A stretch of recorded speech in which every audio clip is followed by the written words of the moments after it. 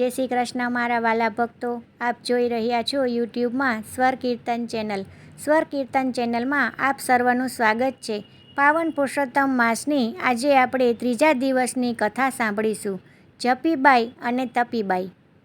આજની કથા તમને સાંભળવી ગમે તો લાઈક કરજો, શેર કરજો અને ચેનલમાં નવા હોય તો સબસ્ક્રાઈબ કરવાનું ભૂલતા નહીં. એક નગરમાં બે પડોશણ રહે. એકનું નામ જપીબાઈ ને બીજીનું નામ તપીબાઈ. એવામાં પુરુષોત્તમ માસ આવ્યો. બંને જણા નદીએ નાહવા જાય અને નાહી ધોઈ ભગવાન સૂર્યનારાયણને હાથમાં પાણી લઈ અંજલિ આપતા જપીબાઈ બોલે, જય જય નરપતિ રાય.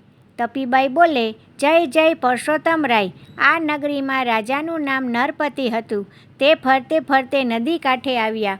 તેણે જપીબાઈને પોતાની જય બોલતા સાંભળી અને પ્રસન્ન થયો.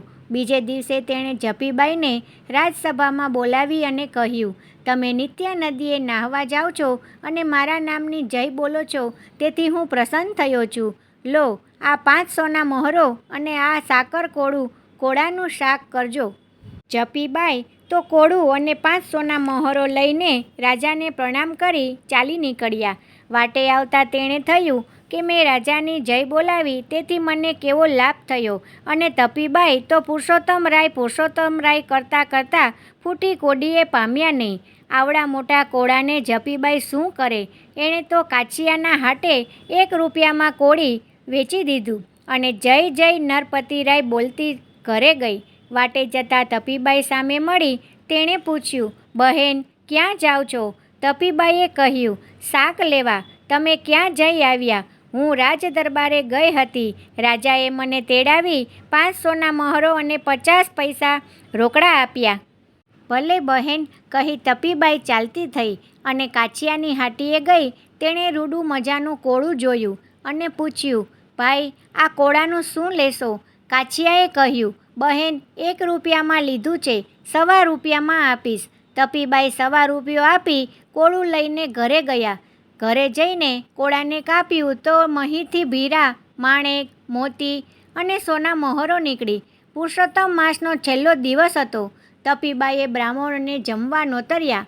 ભાતના પકવાન બનાવ્યા. બ્રાહ્મણો આનંદથી જમી ઉઠ્યા અને તપીબાઈની જય બોલાવતા બોલાવતા રાજમહેલ આગળથી પસાર થયા. રાજાએ આશ્ચર્ય થયું. તેણે એક બ્રાહ્મણને બોલાવી પૂછ્યું, મહારાજ ક્યાં જમી આવ્યા? બ્રાહ્મણે કહ્યું, તપીબાઈને ઘરે. રાજાએ ઘણું બધું નવાઈ લાગી. તેણે વિચાર્યું કે મેં હીરા, માણેક, મોતી અને મહોરોનું ભરેલું કોળું તો જપીબાઈને આપ્યું છે અને તપીબાઈ તો રંક છે. બ્રાહ્મણોને જમાડે તો જપીબાઈ જમાડે. તપીબાઈ સી રીતે જમાડે? અવશ્ય કંઈક ગોટાળો છે. રાજાએ એક ઘડીએ તપીબાઈને તેડાવ્યા અને પૂછ્યું, તમે તો સાધારણ સ્થિતિના છો ને આખા નગરના બ્રાહ્મણોને જમાડ્યા સી રીતે? તપીબાઈ સાચું બોલી, મહારાજ આજે હું કાછિયાને ત્યાંથી એક કોળું લાવી હતી. તેણે આપ્યું તો તેમાંથી સોના મહોરો, હીરા, માણેક મળ્યા. તે વેચીને મેં બ્રાહ્મણોને જમાડ્યા. તપીબાઈ કોળામાંથી જે દ્રવ્ય મળ્યું તે કાંઈ તમારું ન હતું તો કાછિયાને પાછું કેમ ન આપી આવ્યું? રાજાએ પૂછ્યું. મેં કાછિયાને પૂછ્યું, પરંતુ કાછિયાએ કહ્યું, આ ધન તમારા ભાગ્યનું છે તેથી તમોને મળ્યું. એ મારે ના જોઈએ. તપીબાઈએ કહ્યું. મહારાજે કાછિયાને બોલાવ્યો અને પૂછ્યું, તે જે તપીબાઈને કોળું વેચ્યું એ ક્યાંથી લાવ્યો હતો? કાછિયાએ કહ્યું, એ તો મને જપીબાઈ 1 રૂપિયામાં વેચી ગયા હતા. રાજાએ જપીબાઈને બોલાવ્યા અને કહ્યું, જુઓ જપીબાઈ, તમે આખો પુરુષોત્તમ માસ મારા નામનો જય જય બોલાવ્યો, તેથી મેં 5 સોના મહોરો અને લાખો રૂપિયાના રત્ન ભરીને 1 કોળું આપ્યું હતું. તે કોળું તમે કાછિયાને વેચ્યું. કાછિયાને ત્યાંથી તપીબાઈ શાક માટે વેચાતું લઈ ગયે. માટે જે દ્રવ્ય તમને આપ્યું હતું તે તમને મળ્યું નહીં. તમારા ભાગ્યમાં ન હોય તો તમને ક્યાંથી મળે? રાજાએ સૌને વિદાય દીધી. કાછિયો કહે, જેના જેવા ભાગ્ય. જપીબાઈ કહે, નરપતિ કરતાં જગપતિ મોટો છે. તપીબાઈ કહે, મને તો પુરુષોત્તમ રાય ફળ્યા. તે દિવસથી બધા પુરુષોત્તમ માસનું વ્રત કરવા લાગ્યા. પુરુષોત્તમ માસની કથાનો 3જો અધ્યાય. મળ માસની શરણાગતિ. ભગવાન બોલ્યા, હે નારદજી, આ કથા શ્રી કૃષ્ણે ધર્મરાજાને કહી હતી, જે સાંભળવાથી પાંડવો કૌરવોના ત્રાસમાંથી મુક્ત થયા હતા. તેથી અર્જુને પૂછ્યું, હે પ્રભુ, આ માસને અધિક માસ સાથી કહેવાય. તેનું વ્રત કરવાથી શું ફળ મળે તે અમને કૃપા કરીને કહો.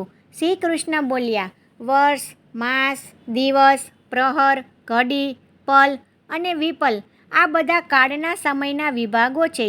સમુદ્ર, નદી, તળાવ, ઝરણા એ બધા જળના વિભાગોના અધિષ્ઠાતા દેવો અલગ અલગ હોય છે.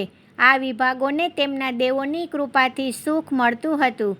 તેમાં 12 મહિના અવશેષ સમા 3 વર્ષ આ અધિક માસનો ઉમેરો થયો. આ માસનો કોઈ અધિષ્ઠાતા દેવ ન હતો, તેથી લોકો તેને મળમાસ જેવા તિરસ્કારભર્યા નામે ઓળખવા લાગ્યા.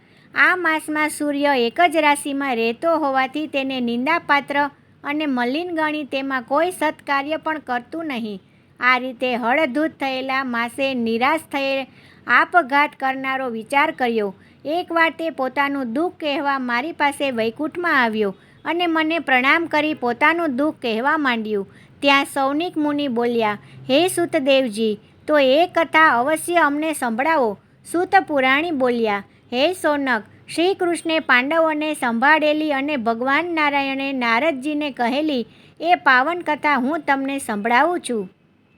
શ્રી કૃષ્ણ કનૈયા લાલ કી જય, દ્વારિકાધીશ કી જય.